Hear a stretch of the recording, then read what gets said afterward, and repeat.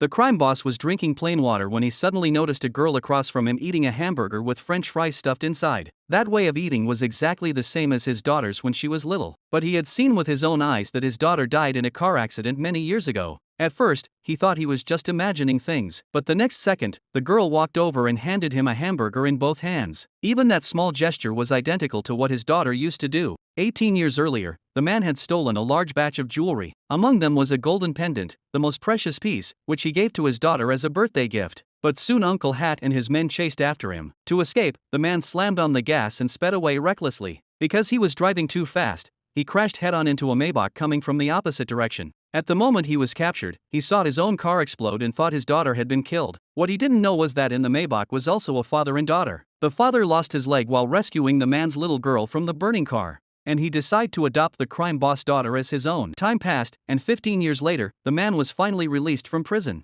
All this time, the crime boss blamed the man who saved his daughter for his suffering and for the accident. From that day on, he worked relentlessly and eventually became the richest man. With his wealth and resources, he searched everywhere for the man who had caused his daughter's death, not knowing that the girl had grown up into a kind, sensible young woman. The girl, in order to treat her foster father's leg injury, had more than once suggested selling the golden pendant from her neck, but her foster father always refused and warned her never to part with it. He wanted her to one day find her real father. On the girl's birthday, her foster father took her to eat her favorite hamburger. While he left to fetch the cake, the man happened to be sitting nearby. He saw the girl eat her hamburger in the exact same way as his daughter did long ago and froze in place. The girl, too, felt a strange familiarity with him. She even offered him her hamburger to taste, a gesture identical to his daughter's from the past. "Uncle, what's wrong?" she asked, snapping him back to reality. He explained that he had just been reminded of his late daughter and mentioned how he once sewed a golden pendant for her. Just as he was about to describe it, his underlings interrupted, reporting that they had finally found the owner of the car from the crash years ago. The man stormed off with hundreds of bodyguards to confront them.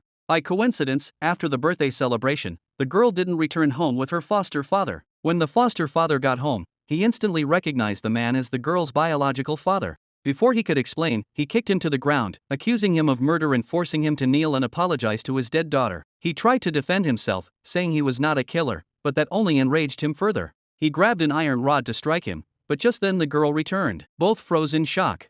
The man accused the foster father of being unworthy of raising such a good child, while he protested there must be a misunderstanding. The man roared that 18 years ago, if not for him, his daughter would not have died, calling him a murderer. The girl cried out that her father could not be a killer and begged for the truth. The foster father insisted it was the man's reckless robbery and speeding that caused the accident. The memory made the man even more furious. He struck the foster father again and ordered his men to torture him further. The girl, desperate to save her foster parent, knelt on the ground, pleading for mercy.